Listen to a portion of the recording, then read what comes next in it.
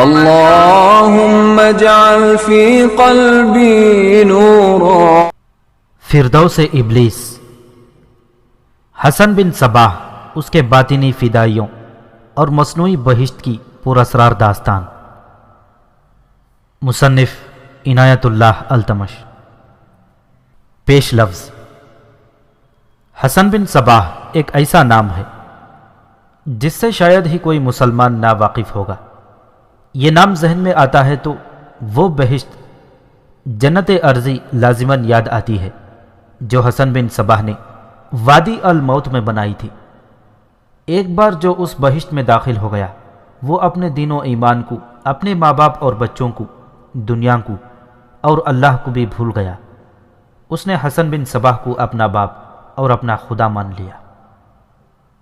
حسن بن صباح نے اسے کہا کہ اپنی خنجر سے اپنا پیٹ چاک کر دو، پھر تم ہمیشہ ایسی بہشت میں رہو گے جو اس بہشت سے زیادہ دل نشین اور سحر انگیز ہوگی. اس بہشتی نے پلک جھپکتے خنجر نکالا اور اپنا پیٹ چاک کر لیا. کسی نے کہا کہ اس محل کی چھت پر چڑھ جاؤ اور اپنے آپ کو سر کے بل زمین پر گراؤ. اس شخص نے فوراً حکم کی تعمیل کی اور اتنی بلند چھت سے سر کے بل کود کر جان دے دی. یہ تھے حسن بن صباح کے فدائین جو اپنی جان دینے یا کسی دوسرے کی جان لینے کو یوں سمجھتے تھے جیسے پانی کا گھونٹ پی لیا ہو. تاریخ کو لرزہ بر اندام کر دینے والی اس داستان میں آپ کو ایسے ہی چند ایک واقعات ملیں گے جن کی تاریخ گواہی دیتی ہے. اس بہشت کی حقیقت کیا تھی؟ میں نے اس سوال کا جواب اتنی تفصیل سے پیش کیا ہے کہ یہ 2 جلدوں میں پھیل گیا ہے. اپنی طرف سے کچھ نہیں لکھا. مورخوں اور بعد کے مستند تاریخ نویسیوں، وقائع نگاروں اور مبصروں کے حوالوں سے بات کی ہے. یہ افسانے یا من گھڑت قصے ہیں. کسی دانشمند نے بالکل درست کہا ہے کہ حقیقت افسانے سے زیادہ دلچسپ ہوتی ہے. اس تاریخی داستان میں ایسی دلچسپیاں ملیں گی جو آپ کو حیرت زدہ بھی کریں گی، آپ کی جذباتی دنیا کو زلزلے جیسے جھٹکوں سے ہلا ڈالیں گی. پھر آپ سوچوں میں کھو جائیں گے کہ یہ سب ہوا کیسے. یقین نہیں آتا کہ صرف ایک انسان نے لوگوں کے دلوں میں اپنی ایسی عقیدت پیدا کر لی کہ لوگوں نے اپنے ہوش و حواس بھی اس کے حوالے کر دیے اور دنیا سے لا تعلق ہو کر اسی کے ہو کے رہ گئے.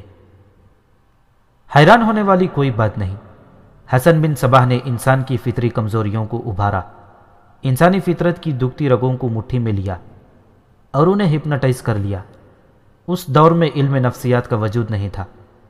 آج کی ہپنوٹزم سے بھی کوئی واقف نہیں تھا، لیکن انسان اپنی تمام تر نفسیاتی کمزوریوں کے ساتھ موجود تھا. اسے گمراہ کرنے والے اپنی اہلیت کے ساتھ موجود تھے. حضرت آدم علیہ السلام جو انسانی زندگی کے پہلے انسان تھے، ابلیس کے فریب میں آ کر جنت سے نکالے گئے اور زمین پر پٹکے گئے تھے. میں نے اس داستان کو عنوان دیا ہے فردوس ابلیس، کیونکہ حسن بن صباح نے جو بہشت بنائی تھی وہ اس کی ابلیسی ذہن کی تخلیق تھی.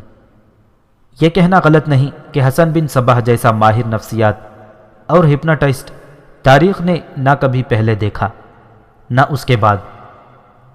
اللہ کے بھیجے ہوئے پیغمبروں نے لوگوں کو انسانی عظمت کی راہ پر ڈالا تھا، لیکن حسن بن صباح نے اپنے پیروکاروں کو انسانیت کی راہ سے ہٹا کر ابلیسیت کی راہ پر ڈال دیا تھا. اس کی بہشت کی اصل حقیقت حشیش سے پوشیدہ تھی. حشیش کو عام فہم زبان میں بھنگ کہا گیا ہے، لیکن یہ بھنگ سے ملتا جلتا ایک پودا تھا جس کا نشہ بھی بھنگ سے ملتا جلتا تھا، مگر اثرات بھنگ سے زیادہ اور کچھ مختلف تھے. ان سے انسان بڑے حسین تصورات دیکھتا اور انہیں حقیقت سمجھتا تھا. اس نشے کے ساتھ حسین و جمیل لڑکیاں فردوس ابلیس کو مکمل کر دیتی تھیں. ان لڑکیوں کو خصوصی ٹریننگ دی گئی تھی. یہی انسان کی وہ کمزوریاں ہیں جو اسے اللہ کی جنت سے نکلوا کر ابلیس کی بہشت میں پہنچا دیتی ہے. عورت، نشہ، حقائق سے فرار اور لذت پرستی. حسن بن صباح سلجوقیوں کے دور حکومت میں اٹھا اور دیکھتے ہی دیکھتے عروج تک جا پہنچا. سلجوقی اسلام کے شیدائی، اسلام کی عسکری روایات کے رکھوالے اور مردان حر تھے.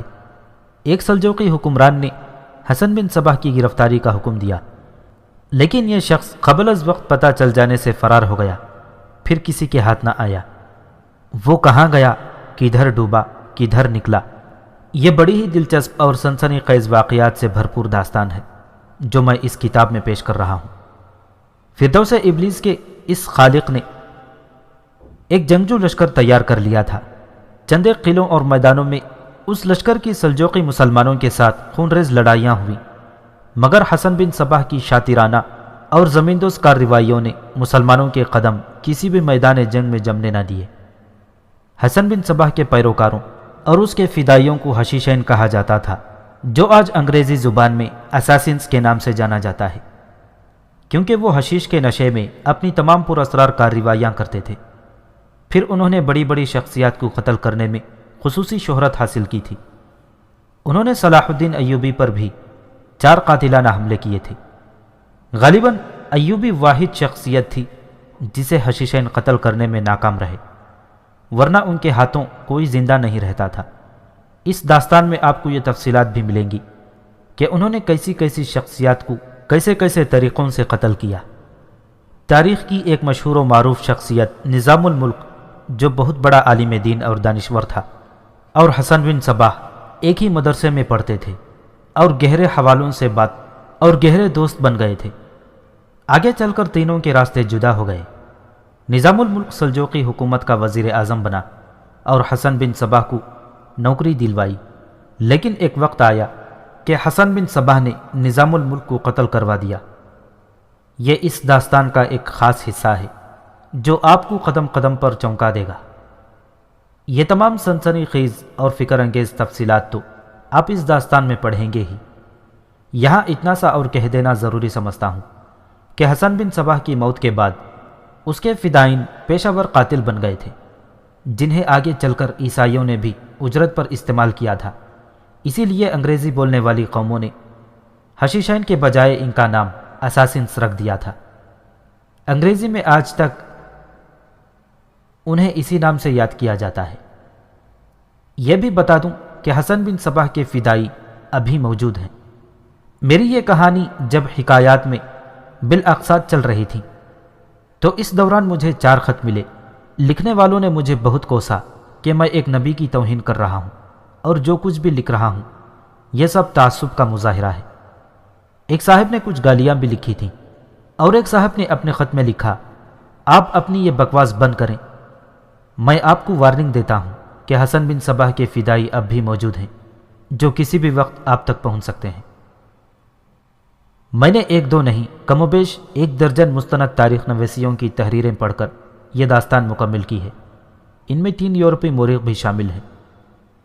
بہرحال کتاب آپ کے ہاتھ میں ہے، پڑھیں اور اپنی رائے خود قائم کریں۔